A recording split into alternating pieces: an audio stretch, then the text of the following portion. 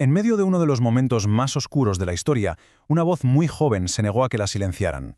Y no lo hizo con grandes discursos, ni con armas, ¿no? Lo hizo con tinta y papel, a escondidas, mientras el mundo ahí fuera se venía abajo. Y todo empieza con esta frase.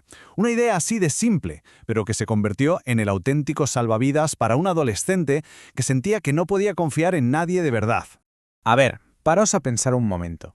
Imaginaos que vuestras esperanzas, vuestros miedos, vuestros secretos más íntimos solo pudierais contárselos a un cuaderno. Que esas páginas fueran vuestra única compañía real. Pues bien, esa fue la realidad de Ana Frank. Vale, vamos a meternos de lleno en la historia. Porque todo esto no empieza con el horror de la guerra, sino con algo mucho más normal. Un regalo de cumpleaños y una sensación de soledad muy profunda. En este punto, Ana es una chica de 13 años, pues como cualquier otra de su edad en Ámsterdam. Su vida gira en torno a sus amigas, los chicos que le gustan, las fiestas, las notas del cole, vamos, una vida de lo más normal y corriente.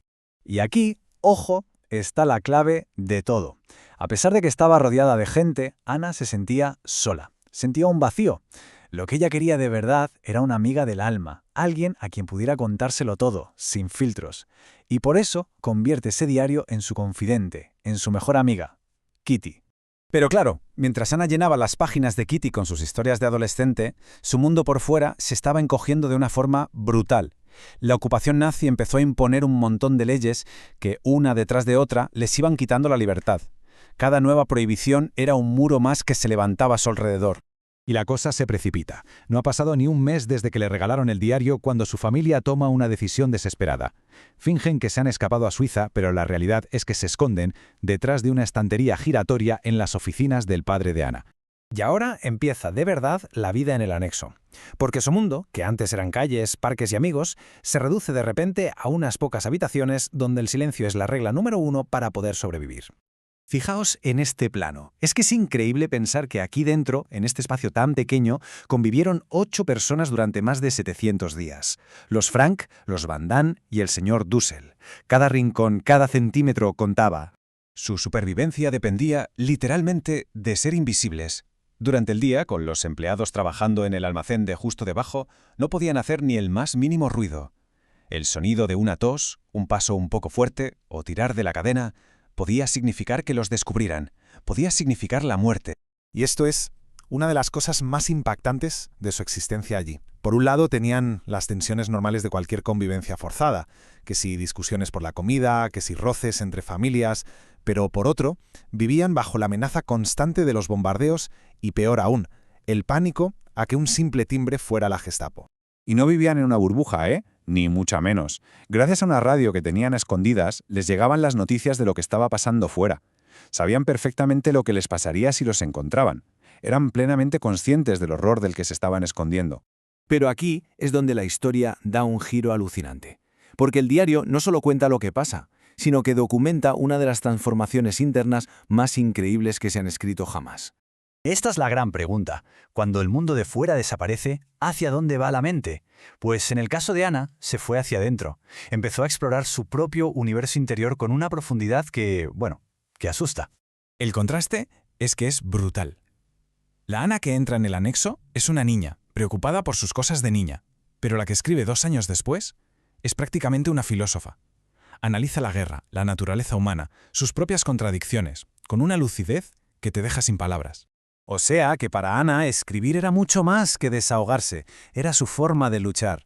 Mientras fuera intentaban deshumanizarla, reducirla a un número, ella se reafirmaba en cada página, su identidad, sus pensamientos, sus sentimientos. Era su forma de seguir siendo ella misma. Es que esta cita es increíble. Con solo 15 años demuestra una capacidad de autoanálisis que mucha gente no alcanza en toda su vida. Se observaba a sí misma, se criticaba, intentaba entenderse, convirtió su encierro en un laboratorio de autoconocimiento. Y claro, toda esta introspección la llevó a un sitio nuevo. Ana se dio cuenta de que no solo quería escribir para ella misma, había descubierto una vocación.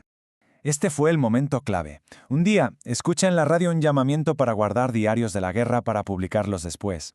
Y ahí le hizo clic la cabeza. Se dio cuenta de que su diario, su querida Kitty, podía tener un valor histórico, que su historia podía ser importante para el mundo. Y a partir de ese día, todo cambió.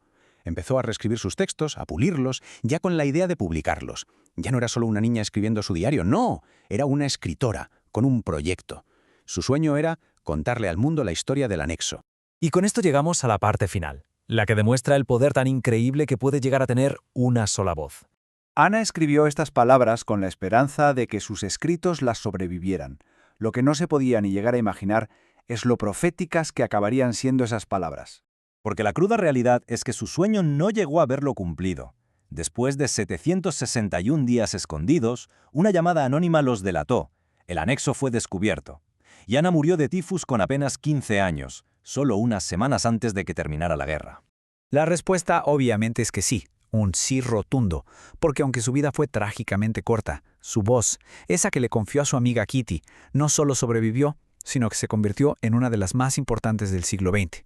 Un testamento eterno de cómo el espíritu humano puede florecer y resistir, incluso en la más profunda oscuridad.